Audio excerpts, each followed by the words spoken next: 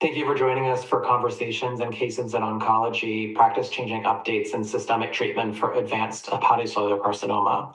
During this segment, we'll be discussing practice-changing updates in the frontline treatment of advanced HCC. My name is Dr. Adam Burgoyne. I'm an associate professor at the Morris Cancer Center at UC San Diego, and I'm joined today by my colleagues, Dr. Rashna Shroff and Dr. Mark Yarchuan. So let's kick things off a little bit. We're now in 2024. We have sort of two frontline workhorse immunotherapy regimens that have really become our standard of care, those being atezolizumab plus bevacizumab and durvalumab plus tremelimumab. So maybe it would be a good idea to start by just kind of reviewing some of that data that led us to where we're at. So let's talk about IMbrave 150 maybe for a few minutes for the audience at home. So we're now coming up on 3.5 years into this data being published in the New England Journal. Very exciting practice-changing updates. Just a few reminders for everybody. This was a large phase 3 randomized multi-center study, patients with advanced HCC that were treatment naive, good liver function, Child-Pugh, good performance status, ECOG less than or equal to 1, and patients were randomized to that combination of atezolizumab targeting PD-L1 and bevacizumab targeting VEGF, given by IV infusion on a schedule of once every 3 weeks, and that was randomized to our standard of care at the time, which was the multi-kinase inhibitor sorafenib. And then I think, as we're all remembering, very exciting, the co-primary endpoints overall survival and progression-free survival were both met. So the median overall survival in that study with atezo-bev being 19.2 months versus 13.4 months with the control arm, and the median progression-free survival of 6.9 months versus 4.3 months. So maybe I'll kick things off with a question. We're 3.5 years into this practice-changing study. How do you guys view atezo-bev in 2024? Well, I think it's safe to say that it absolutely, like you said, was paradigm shifting and became really the benchmark and the combination to beat. As I'm sure we'll discuss, the multitude of trials that have come since have yet to really kind of definitively compare themselves against atezo-bev. And I think as a result, all of us really think of the IMbrave 150 as really the go-to trial to not only be the comparator, but to be the treatment of choice for our patients.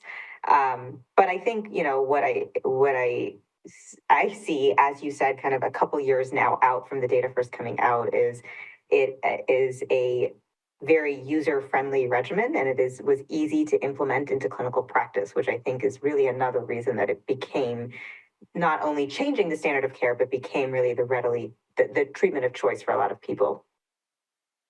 Absolutely. And, I think the other thing to keep in mind as the bar has moved upwards is from not just the top line results of overall survival and progression-free survival, but we were starting to see impressive response rates, right? So RECIST 1.1 response rate of 30% with atezo-bev, much higher than what we had seen historically with tyrosine kinase inhibitors.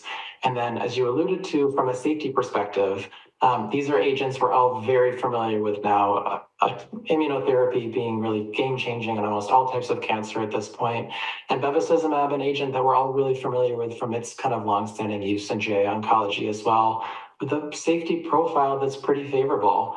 I can say in my practice, it's been exciting to start pushing these regimens into patients you really wouldn't consider for treatment up in their 70s and 80s. So very exciting kind of, like we talked about, new baseline for us for atezo-bev. But as we know, that's not all we have out there. So again, coming up on GI ASCO 2024, if we think back to 2 years ago now when Himalaya was first presented, we have another highly efficacious, safe regimen in durvalumab plus tremelimumab. And again, just a reminder for our data there, Himalaya, large phase 3 study, again, patients with advanced HCC that were treatment naive, good liver function, Child-Pugh. Kind of key point here is that patients with main portal vein thrombosis were excluded from that study, so a slightly different patient population than IMbrave 150. And our interventions here were this bringing dual immune checkpoint blockade to the front line of HCC. So the so-called STRIDE regimen, a single dose of anti-CTLA-4 therapy with tremelimumab, followed by durvalumab given by intravenous infusion every 4 weeks. Again, this was compared to sorafenib. These trials were run in tandem. That was our existing standard of care at the time. And again, looking at our primary endpoint of overall survival, a positive study, 16.4 months for the STRIDE regimen versus 13.8 for sorafenib as our comparator. So maybe again, just to kind of bring us up to 2024, we have these two regimens. How has Himalaya changed? How do you think about your patients, Mark, since Atezobev launched a few years before that? Yeah, it's a good point. I mean, I think one of the exciting things to see for me has been these periodic updates in the Himalaya data. And we just saw for the first time the 4-year update with about 25% of patients still alive who participated in the study and were randomized to the combination arm of the study. And many of those patients, about half of them, got durva-tremi and nothing else. And so I think, in 2024, what I would say is this remains an important frontline regimen. I think the strength of this regimen seems to be that just the duration of response, which is something that isn't particularly surprising given the mechanism of action, but it's reassuring to see this in HCC, which we generally have thought about as being a potentially immune-resistant tumor type, that these responses are really quite durable. So, I think it's an important regimen. Certainly, there's a group of patients who are ineligible for bevacizumab, where I think durva-tremi is the sort of default choice. But, I think there are also patients who may be candidates for both regimens, and I think both regimens have their place in the frontline setting for patients who could get either one.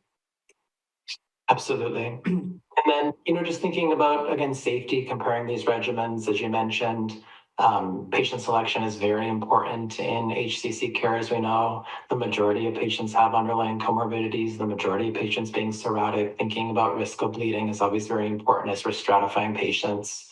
One thing that, I think has been exciting as we've been using immunotherapy more frequently is how we're thinking about immune-related adverse events. We do know from the Himalaya study that about 20% of patients required high-dose steroids for management of immune-related adverse events. That is lower than kind of what we would expect for other dual immune checkpoint blockade strategies like ipi/nivo in the second and beyond line settings. But certainly something to consider as we think about safety, and then also some hints that those patients that have immune-related adverse events might actually have an improvement in their outcome and in their survival based upon some post-hoc analysis of Himalaya. So certainly exciting as we think about comparing these two regimens. So again, we're always trying to move the needle further. In 2024, we've had some other studies that are ongoing and other studies that have read out. Maybe I'll pose a question to my colleagues. How do we feel about the somewhat disappointing results that we've seen thus far with the combination of an upfront tyrosine kinase inhibitor plus immunotherapy? So we've had technically negative studies for Cosmic 312, which was atezolizumab plus cabozantinib in comparison to TKIs, as well as LEAP 002, pembrolizumab plus lenvatinib in comparison to lenvatinib monotherapy. But I think there's a lot of caveats in those data too. So how do we feel about that combo moving forward? Yeah, maybe I'll swing at that first. I mean, we've had a couple of phase 3 studies, as you mentioned, lenvatinib pembro, the LEAP study, cabo atezo, the Cosmic study, and then most recently the apatinib and camrelizumab data. Technically, lenva pembro and cabo atezo are negative studies. They missed their primary endpoints. Cabo atezo hit the PFS endpoint, but missed the more important OS endpoint. And so, I think many of us were pretty disappointed in the data for TKI PD-1. And then suddenly there was this positive study for apatinib camrelizumab. And the question is, why was that study positive? And really, those data appear quite positive. In fact, the hazard ratio for OS is the best we've seen in any of the frontline studies. These are different TKIs. So is there something about a pure VEGF strategy? Apatinib is a more pure VEGF and maybe some of those other TKI targets that may be very helpful as a single agent and second line for overcoming VEGF resistance might not be helpful in combination with PD-1. So is it a difference in drug, or is it just, different location that the trials were done, different patient populations, et cetera? And we just don't know. I think it's actually a very unanswered question. I think the ipatinib camrelizumab data is the data worth spending the most time talking about, because that combination is now in front of the FDA, potentially with the possibility of getting an approval in the frontline setting. Certainly, the response rate is encouraging. The OS data looks excellent. The PFS data also looks excellent. But, I think the caveats are 80% of those patients were treated in Asia. And so, there are questions about how applicable these data are to the sort of patients that at least I see here in Baltimore, Maryland, which tend to be NASH or Hep C associated HCC, and that's different than the predominance of what was enrolled in the trial. Also, two other things to note.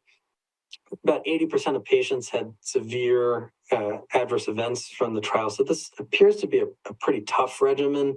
Of course, I haven't used it myself, so we'll have to see how it performs in the clinic. And in the study, there was a remarkably high number of patients who dropped out in both arms, both the sorafenib control arm and the combo arm. And I think that's something that, I'd like to delve into the data a little bit about. And so we should understand that a little better as it comes through the FDA process. But potentially this will join our armamentarium for possible options in the frontline setting. Yeah, I mean, I would also just add, right, that to your point, Mark, about the fact that this study was really predominantly Asia, and there's this kind of safety discrepancy, if you will, between what we typically see maybe in a Western population. I mean, in some ways, and I've said this before, if I were to be wearing a regulatory agency hat, I would almost want to see this regimen used more in a Western population, both from the perspective of dealing with more of a NASH picture, driving the cirrhosis and the development of HCC, as well as really understanding why this is such a tough combination comparatively to other TKI PD-1 combinations, and or of course, bev-atezo, which is where you would want to know if it's going to supplant the use of that regimen. Yeah, and I think it's really important, this safety issue as well. Also, just in terms of tolerance, as we're trying to look at moving the field further. The nice thing about atezo-bev and durva-tremi is, they're relatively safe regimens that we can now start thinking about triplets. And, I think some of the most exciting data moving forward is what can we combine with these agents as our new backbones. And, I would just highlight our attention to maybe the most exciting data that's progressed the furthest out of ASCO last year, the combination of using anti-TIGIT in combination with atezo-bev, which has now led to another ongoing phase 3 study comparing the anti-TIGIT agent tiragolumab in combination with atezo-bev in comparison to atezo-bev as our now control arm. And that study has launched globally, and I think as we're looking at these opportunities for multi-agent therapies in the frontline setting, that's going to be where we really have the opportunity to move forward. And if we're already dealing with a backbone that is a little bit more toxic, it's harder to move the needle further. Yeah, for sure. And especially even when you start to think, and, Mark definitely can speak to this, and I know is an area of interest, but especially if you start to think about more perioperative approaches with these types of combination therapies, I think that safety component is really key in all of those questions. I totally agree. That said, TKI PD-1 combo may actually be very interesting in the neoadjuvant setting. That's the one setting where I would potentially reach for ipatinib camrelizumab, because the short-acting VEGF may be easier to use there.